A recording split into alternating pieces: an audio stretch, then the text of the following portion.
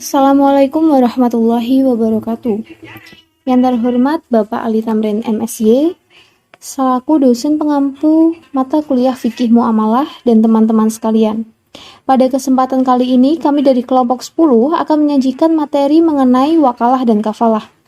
Sebelumnya, izinkan saya memperkenalkan terlebih dahulu anggota dari kelompok 10. Yang pertama ada Nanda Fiorella, lalu ada Retna Puspitasari Alfiki, dan yang ketiga ada Siti Lailatul Mahmudah, dan saya Ocha Arfifah Hansen Prayunda selaku moderator pada kesempatan kali ini. Baik, materi yang pertama ialah pengertian wakalah.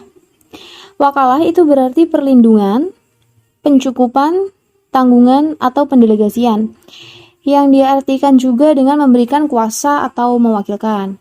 Lalu pengertian lain dari wakalah, yang pertama ada wakalah atau wikalah yang berarti penyerahan, pendelegasian, atau pemberian mandat. Yang kedua, wakalah adalah pelimpahan kekuasaan oleh seseorang sebagai pihak pertama kepada orang lain sebagai pihak kedua. Dalam hal-hal yang diwakilkan hanya melaksanakan sesuatu sebatas kuasa atau wewenang yang diberikan oleh pihak pertama. Namun, apabila kuasa itu telah dilaksanakan sesuai dengan isyarat, maka semua resiko dan tanggung jawab atas dilaksanakan perintah tersebut sepenuhnya menjadi tanggung jawab pihak pertama atau pemberi kuasa. Wakalah menurut pandangan para ulama. Menurut Hasbi al-Shidik, wakalah adalah akad penyerahan kekuasaan yang pada akad itu seseorang menunjuk orang lain sebagai penggantinya dalam bertindak. Lalu menurut Sayyid Sabiq, wakalah adalah pelimpahan kekuasaan oleh seseorang kepada orang lain dalam hal-hal yang boleh diwakilkan. Dan yang ketiga ada ulama Malikiyah, wakalah adalah tindakan seseorang mewakilkan dirinya kepada orang lain untuk melakukan tindakan-tindakan yang merupakan haknya dan tindakan itu tidak dikaitkan dengan pemberian kuasa setelah mati. Karena sebab jika dikaitkan dengan tindakan setelah mati berarti sudah berbentuk wasiat.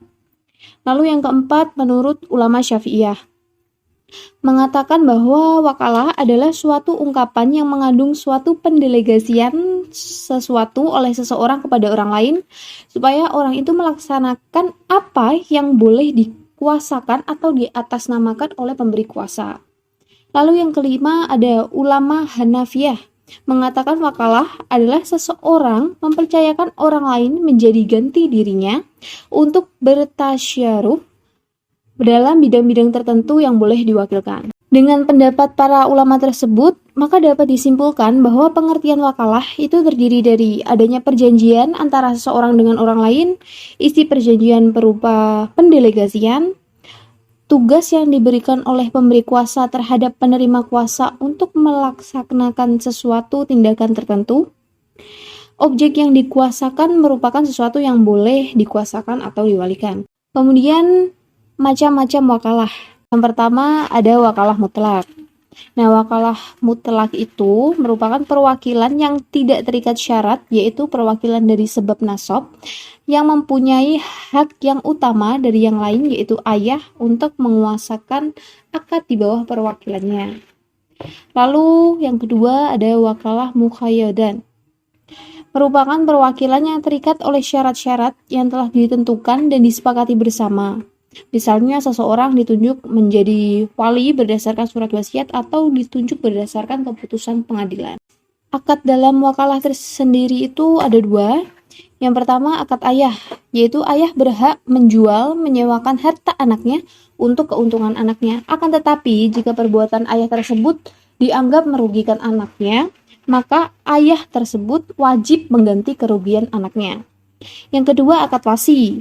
Nah, akad wasi ini seseorang yang diangkat sebagai pemangku untuk mengurus diri dan harta anak yang masih kecil. Penyerahan wasi berlaku dengan ketentuan wasi berlaku jika anak yang diwali belum dewasa. Lalu orang yang diwali harus sudah dewasa. Kemudian dasar hukum wakalah. Yang pertama dasar hukum dari Al-Quran. Itu ada dalam surat Yusuf yang artinya jadikanlah aku bendaharawan negara Mesir. Sesungguhnya aku adalah orang yang pandai menjaga lagi berpengalaman. Dalam hal ini Nabi Yusuf siap untuk menjadi wakil dan pengemban amanah menjadi Federal Reserve negara Mesir. Lalu dalam Dasar hukum wakalah dalam Al-Quran juga terdapat dalam surat Al-Kahfi, juga menjadi dasar al-wakalah yang berarti, dan demikianlah kami bangkitkan mereka agar saling bertanya di antaranya mereka sendiri. Berkata salah seorang di antara mereka agar saling bertanya, sudah berapa lamakah kamu berdiri sendiri? Mereka menjawab, kita sudah berada di sini 1 atau setengah hari. Berkata yang lain, Tuhan kamu lebih mengetahui berapa lamanya kamu berdiri di sini. Maka suruhlah salah seorang di antara kamu pergi ke kota dengan membawa uang perakmu ini, dan hendaklah ia melihat manakah makanan yang lebih baik, dan hendaklah ia membawa makanan itu untukmu. Dan hendaklah ia berlaku lemah lembut, dan janganlah sekali-kali menceritakan halmu kepada seorang pun. Dasar hukum wakalah yang berikutnya adalah al-hadis. Di sini terdapat sebuah hadis yang artinya bahwasanya Rasulullah Shallallahu Alaihi Wasallam mewakilkan kepada Abu Rafi dan seorang Ansor yang mewakilinya mengawini Maimunah binti Harith. Dalam kehidupan sehari-hari, Rasulullah telah mewakilkan kepada orang lain untuk berbagai urusan, di antaranya membayar utang, mewakilkan penetapan had dan membayarnya, mewakilkan pengurusan unta, membagi kandang hewan, dan lain sebagainya. Nah, dan yang terakhir adalah dasar hukum wakalah ijma. Nah, para ulama sepakat dengan ijma diperbolehkannya wakalah. Bahkan mereka cenderung mensunahkan dengan alasan-alasan bahwa hal tersebut termasuk jenis ta'awun atau tolong-menolong atas kebaikan dan takwa. Materi yang selanjutnya akan disampaikan oleh Retno Puspitasari Alfiki. Terima kasih kepada moderator. Selanjutnya adalah syarat dan rukun dari wakalah. Syarat yang pertama yaitu syarat muwakil atau syarat yang mewakilkan.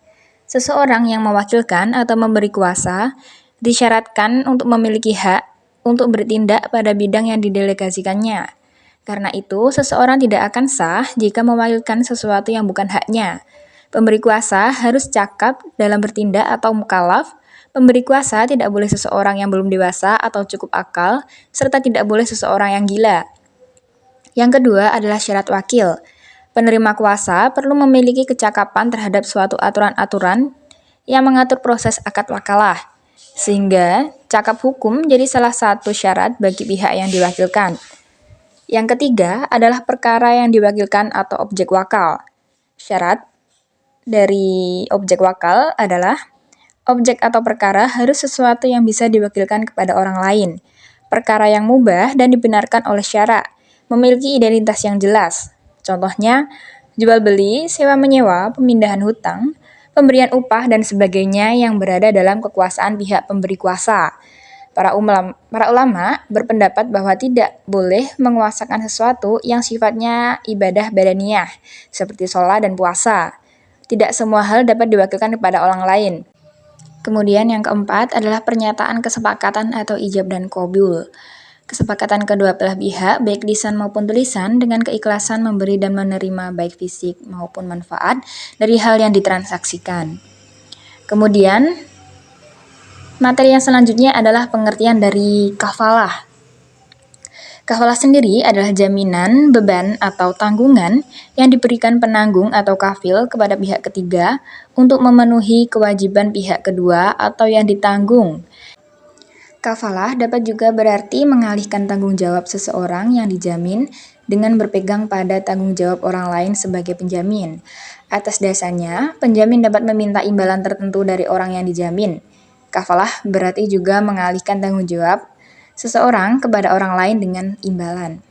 Dalam pengertian bahasa, kafalah berarti ad-doman atau jaminan. Sedangkan menurut syara, kafalah adalah proses penggabungan tanggung jawab atau kafil menjadi tanggungan ashil dalam tuntutan atau permintaan dengan materi sama atau hutang atau barang ataupun pekerjaan. Selanjutnya adalah jenis-jenis dari kafalah. Yang pertama ada kafalah bin nafis, merupakan akad memberikan jaminan atas diri atau personal guarantee. Sebagai contoh dalam praktik perbankan, untuk bentuk kafalah bin nafis adalah seseorang nasabah yang mendapat pembiayaan dengan jaminan nama baik dan ketokohan seseorang atau pemuka masyarakat. Walaupun bank secara fisik tidak memegang barang apapun, tetapi bank berharap toko tersebut dapat mengusahakan pembayaran ketika nasabah yang dibiayai mengalami kesulitan. Yang kedua adalah kafalah bin mal, merupakan jaminan pembayaran barang atau pelunasan utang. Bentuk kafalah ini merupakan medan yang paling luas bagi bank untuk memberikan jaminan kepada para nasabahnya dengan imbalan atau fee tertentu. Yang ketiga adalah kafalah bitaslim. Jenis kafalah ini biasanya dilakukan untuk menjamin pengembalian atas barang yang disewa pada waktu masa sewa berakhir. Jenis jaminan ini dapat dilaksanakan oleh bank untuk kepentingan nasabahnya dalam bentuk kerjasama dengan perusahaan penyewaan. Yang keempat adalah kafalah al-munajasah, merupakan jaminan mutlak yang tidak dapat dibatasi oleh jangka waktu dan kepentingan atau tujuan tertentu. Salah satu bentuk kafalah al-munajasah adalah pemberian jaminan dalam bentuk performance bonds atau jaminan prestasi, suatu hal yang lazim di kalangan perbankan dan hal sesuai dengan bentuk akad ini. Yang terakhir adalah kafalah al-mu'allaqah. Kafalah al-mu'allaqah, bentuk jaminan ini merupakan penyederhanaan dari kafalah al-munajasah, baik boleh industri perbankan maupun asuransi, di mana jaminan dibatasi oleh kurun waktu tertentu dan tujuan-tujuan tertentu. Selanjutnya adalah bentuk perjanjian kafalah. Yang pertama adalah dengan cara tanjis atau melaksanakan. Perjanjian pertanggungan hutang atau kafalah dengan cara ini yaitu dengan adanya pernyataan dari pihak penanggung atau kafil, seperti aku jamin si A sekarang, aku menjamin, aku tanggung jawab, aku talangi, atau aku sebagai penanggung untukmu. Kafalah dengan cara tanjis ini sudah mempunyai kekuatan hukum mengikat dan semenjak itu kafil mengikat diri kepada utang si berhutang baik dalam penyelesaian, penundaan pembayaran maupun pembayaran pengkreditannya. Yang kedua adalah dengan cara taklik atau menggantungkan. Perjanjian pertanggungan utang dengan cara ini adalah penanggungan oleh seseorang kepada orang tertentu yang disyaratkan dan digantungkan kepada sesuatu hal tertentu pula. Contohnya, jika engkau memberi kepercayaan kepada si A untuk memimpin usaha itu, maka aku akan menjadi penjamin untuknya. Yang terakhir adalah dengan cara taukid. Perjanjian pertanggungan utang dengan cara taukid ini adalah pertanggungan yang didasarkan kepada suatu waktu tertentu, seperti jika bulan Ramadan telah datang, maka aku akan menjadi penjamin untukmu. Jika telah lewat 2 tahun, maka akan menjadi penjaminmu. Sekian, saya kembalikan kepada moderator. Baik, materi selanjutnya akan disampaikan oleh Siti Lailatul Mahmudah. Penjelasan al-kafalah atau jaminan di dalam Al-Quran terdapat pada beberapa surat. Antara lain, yang pertama terdapat pada Quran Surat Yusuf ayat 66, yang berarti, dia, Yakub, berkata, aku tidak akan melepaskannya pergi bersama kamu, sebelum kamu bersumpah kepadaku atas nama Allah, bahwa kamu pasti akan membawanya kepadaku kembali, kecuali jika kamu dikepung musuh. Setelah mereka mengucapkan sumpah, dia, Yakub, berkata, Allah adalah saksi terhadap apa yang kita ucapkan. Quran Surat Yusuf ayat 66. Yang kedua adalah terdapat dalam Quran Surat Yusuf ayat 72, yang artinya, penyeru-penyeru itu berseru, kami kehilangan piala raja, dan barang siapa yang dapat mengembalikannya akan peroleh bahan makanan seberat ban unta, dan aku menjamin terhadapnya. Quran Surat Yusuf ayat 72. Hadis Nabi yang menjelaskan mengenai kafalah antara lain, pertama, terdapat dalam hadis riwayat Ibnu Majah nomor 2396, yang artinya, telah menceritakan kepada kami Hisham bin Amr dan Al-Hasan bin Arafah. Keduanya berkata, telah menceritakan kepada kami Ismail bin Ayyasi berkata, telah berkata kepadaku Syurhabil bin Muslim Al-Khawlani. Ia berkata, aku mendengar Abu Umamah Al-Bahili berkata, aku mendengar Rasulullah SAW bersabda, menanggung berarti berhutang, dan hutang harus dibayar. Yang kedua adalah terdapat dalam hadis riwayat Bukhari dari Salamah Aqwa. Yang ketiga adalah sabda Rasulullah SAW, yang artinya Allah menolong hamba selama hamba menolong saudaranya. Yang keempat adalah hadis riwayat Tirmizi dari Amr bin Auf. Selanjutnya, terdapat dalam ijma ulama. Mengenai kafalah, para ulama berijma membolehkannya. Orang-orang Islam pada masa nubuwah mempraktikkan hal ini, bahkan sampai saat ini tanpa adanya teguran dari seseorang ulama pun. Materi selanjutnya adalah mengenai rukun dan syarat kafalah. Rukun kafalah ada 5, antara lain pertama adalah pihak penjamin atau kafil, yaitu orang yang berkewajiban menanggung hutang. Syaratnya, pertama adalah balik atau dewasa dan berakal sehat. Yang kedua adalah berhak penuh untuk melakukan tindakan hukum dalam urusan hartanya dan rela atau ridho dengan tanggungan kafalah tersebut. Ulama fikih mensyaratkan seorang kafil haruslah orang yang berjiwa filantropi, orang yang terbiasa berbuat baik demi kemaslahatan orang lain. Selain itu, ia juga orang yang balik dan berakal. Akad kafalah tidak boleh dilakukan oleh anak kecil, orang-orang safih, ataupun orang yang terhalang untuk melakukan transaksi. Karena bersifat charity, akad kafalah harus dilakukan oleh seorang kafil dengan penuh kebebasan, tanpa adanya paksaan.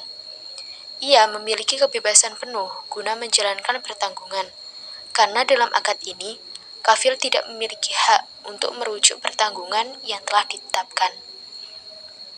Yang kedua adalah pihak orang yang berutang, atau asyil, atau makful anhu, yaitu orang yang hutang atau orang yang ditanggung akan kewajibannya.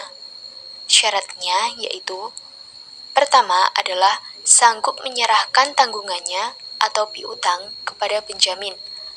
Yang kedua adalah dikenal oleh penjamin. Syarat utama yang harus melekat pada diri tertanggung atau makful anhu adalah kemampuannya untuk menerima objek pertanggungan, baik dilakukan oleh diri pribadinya atau orang lain yang mewakilinya. Selain itu, makful anhu harus dikenal baik oleh pihak kafil. Yang ketiga adalah pihak orang yang berpiutang atau makful lahu, yaitu orang yang berkewajiban menanggung hutang. Syaratnya, pertama adalah diketahui identitasnya. Yang kedua, dapat hadir pada waktu akad atau memberikan kuasa. Yang ketiga, berakal sehat. Ulama mensyaratkan makful lahu harus dikenali oleh kafil, guna meyakinkan pertanggungan yang menjadi bebannya dan mudah untuk memenuhinya. Selain itu, ia juga disyaratkan untuk menghadiri majelis akad. Ia adalah orang yang balik dan berakal. Tidak boleh orang gila atau anak kecil yang belum berakal. Yang keempat adalah objek penjaminan atau makful bih, yaitu orang atau barang atau pekerjaan yang wajib dipenuhi oleh orang yang ihwalnya ditanggung atau makful anhu. Syaratnya, pertama, merupakan tanggungan pihak atau orang yang berutang, baik berupa uang, benda, maupun pekerjaan. Yang kedua adalah bisa dilaksanakan oleh penjamin. Yang ketiga, harus merupakan piutang, mengikat, atau lazim yang tidak mungkin hapus kecuali setelah dibayar atau dibebaskan. Yang keempat, harus jelas nilai, jumlah, dan spesifikasinya. Yang kelima, tidak bertentangan dengan syariah atau diharamkan. Objek pertanggungan harus bersifat mengikat terhadap diri tertanggung dan tidak bisa dibatalkan tanpa adanya sebab syar'i. Selain itu, objek tersebut harus merupakan tanggung jawab penuh pihak tertanggung, seperti menjamin harga atas pihak transaksi barang sebelum serah terima, menanggung beban hutang yang bersifat mengikat terhadap diri seseorang. Selain itu, nominal objek tertanggung harus jelas, tidak diperbolehkan menanggung sesuatu yang tidak jelas atau majhul. Yang kelima adalah sighot kafalah atau ijab qabul. Sigot atau ijab kabul bisa diekspresikan dengan ungkapan yang menyatakan adanya kesanggupan untuk menanggung sesuatu, sebuah kesanggupan untuk menunaikan kewajiban.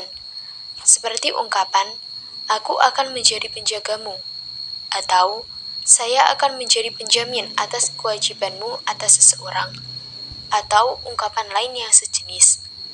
Ulama tidak mensyaratkan kalimat verbal yang harus diungkapkan dalam akad kafalah. Semuanya dikembalikan pada akad kebiasaan.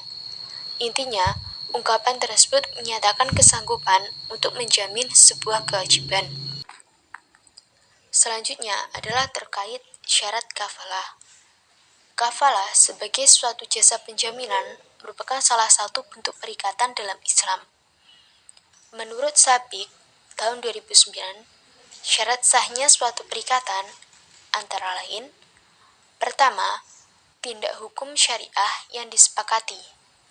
Maksudnya, bahwa perjanjian yang diadakan oleh para pihak itu bukanlah perbuatan yang bertentangan dengan hukum atau bertentangan dengan hukum syariah.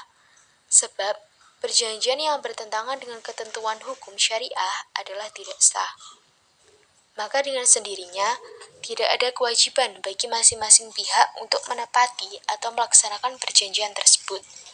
Dengan kata lain, segala bentuk perjanjian yang bertentangan dengan hukum syariah dengan sendirinya batal demi hukum. Yang kedua adalah harus sama ridho dan ada pilihan.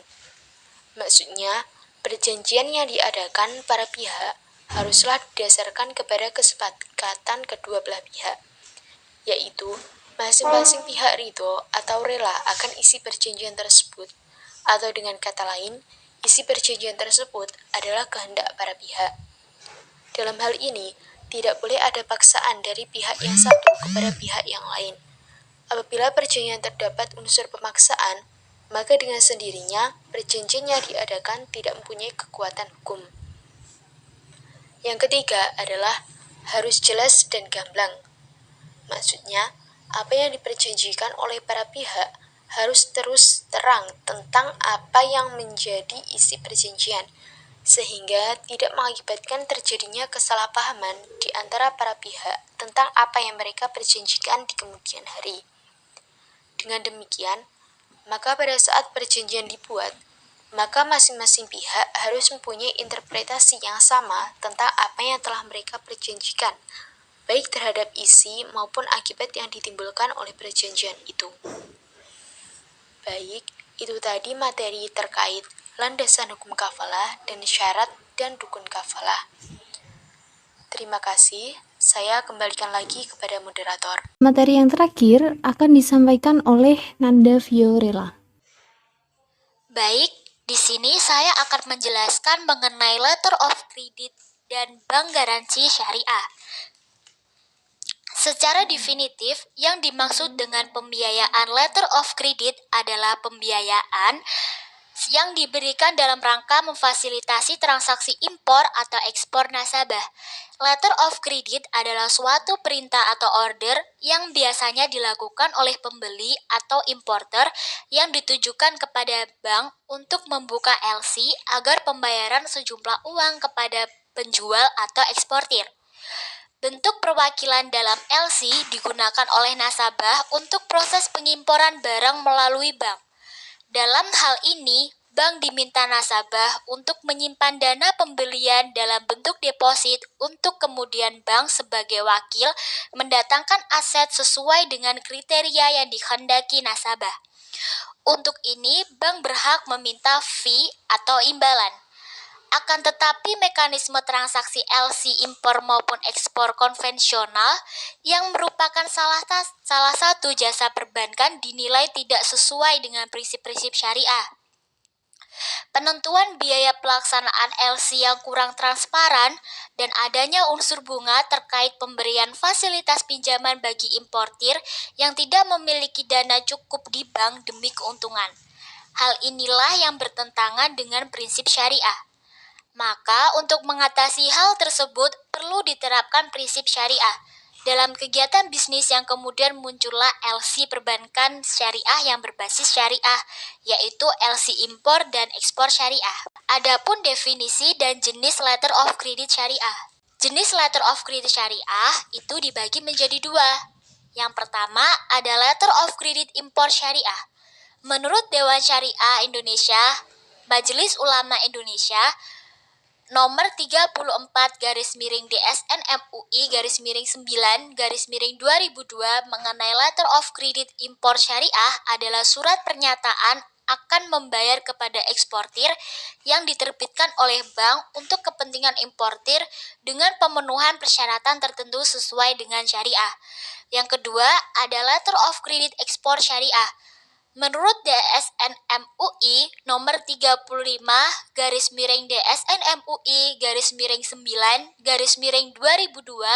mengenai letter of credit ekspor syariah adalah surat pernyataan akan membayar kepada ekspor yang diterbitkan oleh bank untuk memfasilitasi perdagangan ekspor dengan pemenuhan persyaratan tertentu sesuai dengan prinsip syariah.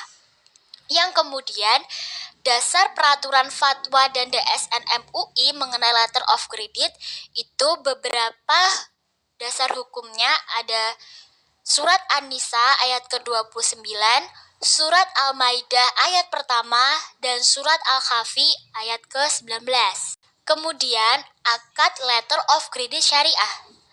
Peraturan nomor 34 dan nomor 35 DSN MUI 9 2002 telah dijelaskan akad yang mendasari digunakannya untuk LC impor dan ekspor syariah adalah akad wakalah bi'al ujroh.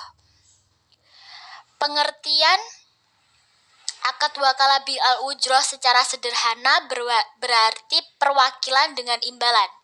Secara umum, aspek perwakilan ini mencakup perlindungan, pencukupan, tanggungan, pendelegasian, dan pemberian kuasa atau mewakilkan. Termasuk dalam pengertiannya wakalah berarti memberikan mandat, pelimpangan kekuasaan, dan melaksanakan sesuatu berdasarkan wewenang yang telah diberikan. Dalam peraturan tersebut juga diterangkan multi akad lain. Yang pertama, dalam letter of credit impor syariah, yakni wakalah bi'al ujroh dengan khord, murabahah, salam atau istihna dan murabahah, wakalah bil ujroh dan mudarobah, musyarakah dan wakalah bi'al ujroh serta hawalah. Yang kedua, dalam letter of credit ekspor syariah, multi akadnya yakni wakalah bil ujroh dan khord, wakalah bil ujroh dan mudorobah, musyarakah, ba'in, dan wakalah.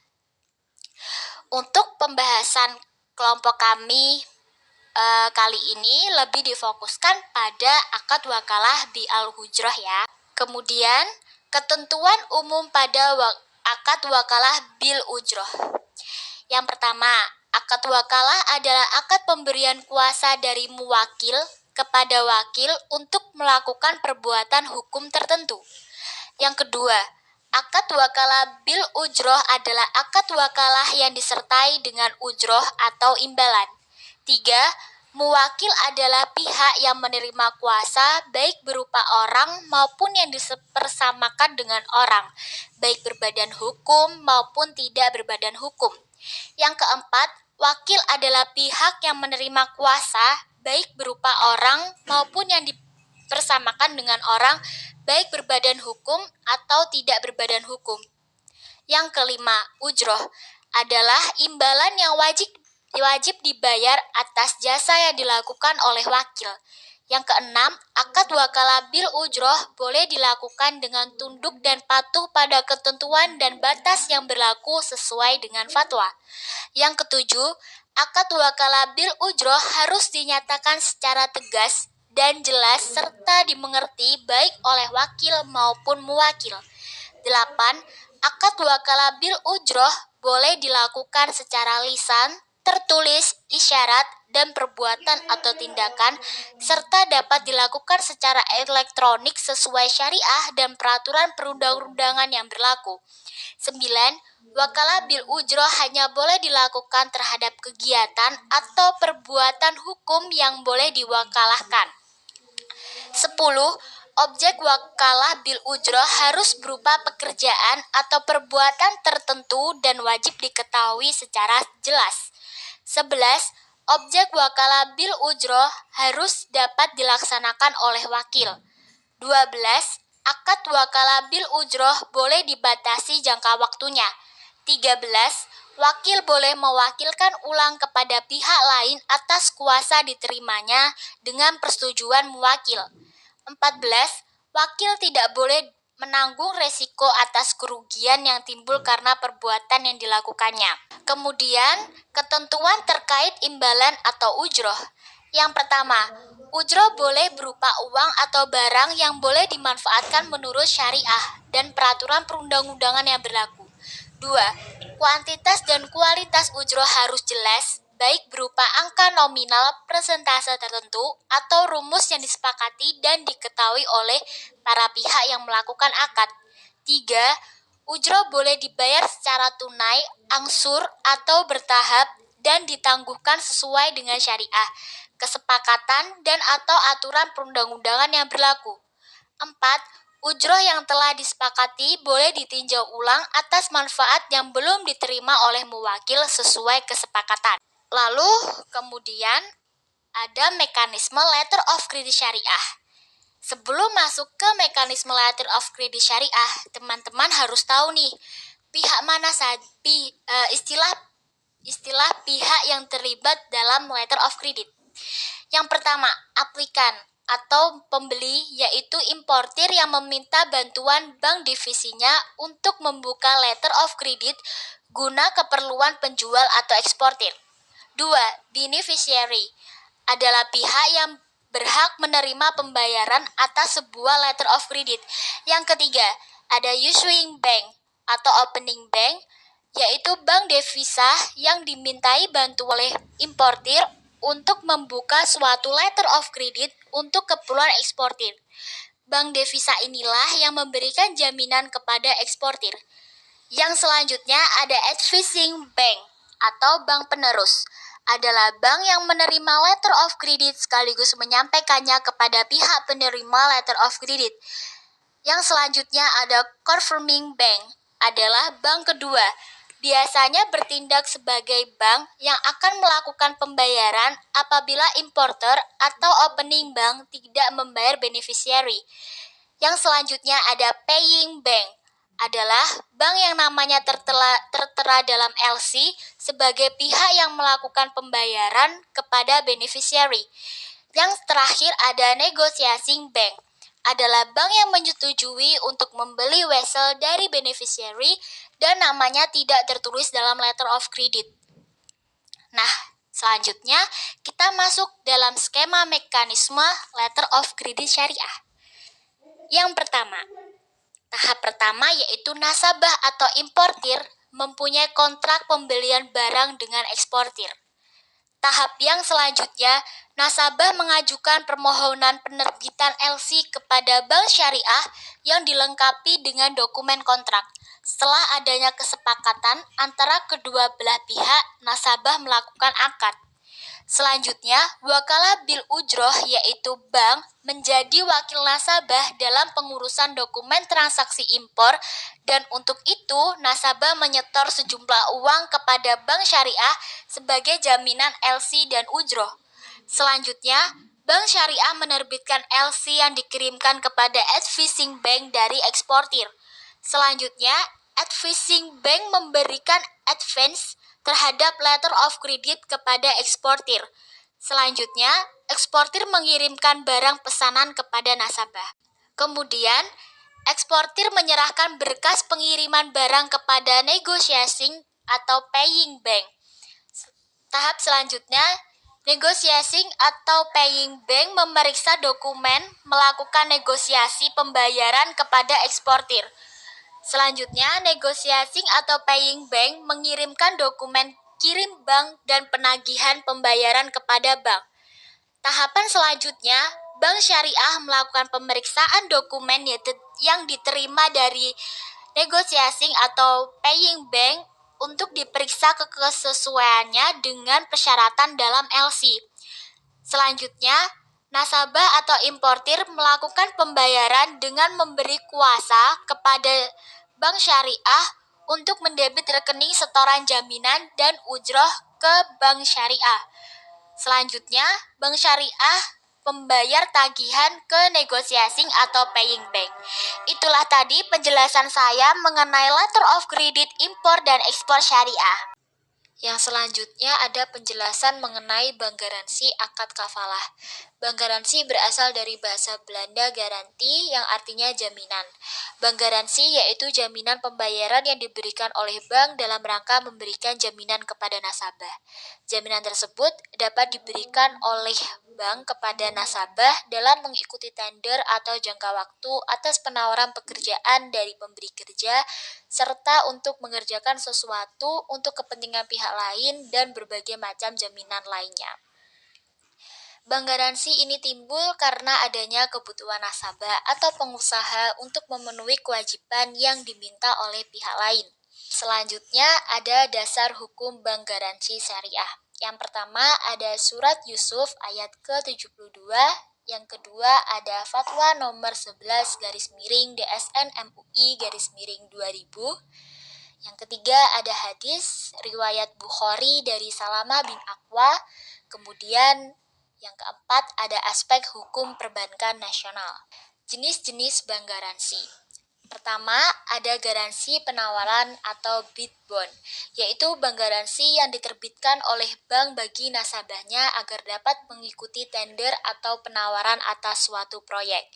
Yang kedua, garansi pelaksanaan, yaitu garansi bank yang diterbitkan oleh bank untuk menjamin pihak terjamin dalam rangka pelaksanaan pekerjaan suatu proyek dari pemilik proyek sebagai penerima jaminan dengan tujuan menjamin kinerja dan kepastian yang dilaksanakan oleh pihak yang terjamin. Yang ketiga ada garansi uang muka, yaitu garansi bank yang diterbitkan oleh pihak bank untuk mendapatkan uang muka dari pemilik proyek untuk melaksanakan proyek atau transaksi yang dikerjakan sesuai dengan SPK atau surat perjanjian kontrak. Yang keempat ada garansi pemeliharaan, yaitu garansi bank yang diterbitkan oleh pihak bank untuk mendapatkan sisa uang atas proyek yang telah selesai 100% berdasarkan kontrak. Yang kelima ada jaminan bank untuk bea cukai, yaitu garansi bank yang digunakan untuk menjamin kepastian bahwa importer akan melakukan ekspor bagi pihak bea cukai, tujuannya agar meminimalisir resiko wan prestasi. Kemudian slide selanjutnya ada mekanisme bank garansi syariah. Syarat dan ketentuan permohonan bank garansi. Yang pertama, pemohon telah menjadi nasabah bank. Jadi di sini maksudnya pemohon harus menjadi nasabah bank yang bersangkutan terlebih dahulu. Lalu yang kedua, nasabah bank mengajukan permohonan bank garansi kepada bank yang bersangkutan. Yang ketiga, bank melakukan analisis atas permohonan bank garansi yang diterimanya dari nasabah. Yang keempat, nasabah atau pemohon bank garansi menyediakan kontra garansi. Yang kelima, bank memberikan surat persetujuan prinsip pemberian bank garansi kepada nasabah atau pemohon bank garansi. Yang keenam, dilakukan perjanjian pemberian bank garansi antara bank dan nasabahnya sebagai perjanjian pokok dari bank garansi. Yang ketujuh, penerbitan warkat bank garansi oleh pihak yang bersangkutan. Mekanisme bank garansi selanjutnya mengenai klaim bank garansi. Klaim bank garansi tersebut dianggap sah apabila diajukan oleh pemegang atau penerima bank garansi dengan menyerahkan asli warkat biliat atau sertifikat bank garansi dan tidak melebihi jangka waktu sesuai dengan klausula yang tercantum dalam warkat biliat atau sertifikat bank garansi. Bank sebaiknya menghubungi nasabah pemohon bank garansi untuk melakukan negosiasi dan menyelesaikan kewajibannya atas terjadinya klaim apakah akan diselesaikan secara sekaligus atau dengan pemberian fasilitas kredit. Berakhirnya bank garansi. Yang pertama ada pembayaran. Untuk kredit, pembayaran lunas ini merupakan prestasi dari debitur, baik pembayaran hutang, pokok, bunga, denda, maupun biaya-biaya lainnya yang wajib dibayar lunas oleh debitur. 2. Subrogasi. Subrogasi oleh pasal 1400 KUH Perdata disebutkan sebagai penggantian hak-hak si berpiutang oleh pihak ketiga yang membayar kepada si berpiutang itu. Yang ketiga, novasi. Pembaruan utang di sini adalah dibuatnya suatu perjanjian kredit yang baru atau sebagai pengganti perjanjian kredit yang lama. Yang keempat, ada kompensasi. Menurut pasal 1425 KUH Perdata adalah suatu keadaan adanya pihak yang saling berhutang dan selanjutnya mereka bersepakat untuk mengkompensasikan hutang piutang tersebut sehingga perikatan hutang itu menjadi hapus. Seperti itu penjelasan saya mengenai letter of credit dan bank garansi syariah. Semoga dengan mudah dapat dipahami oleh teman-teman. Demikian penyampaian materi dari kelompok 10. Kurang lebihnya kami mohon maaf yang sebesar-besarnya. Wassalamualaikum warahmatullahi wabarakatuh.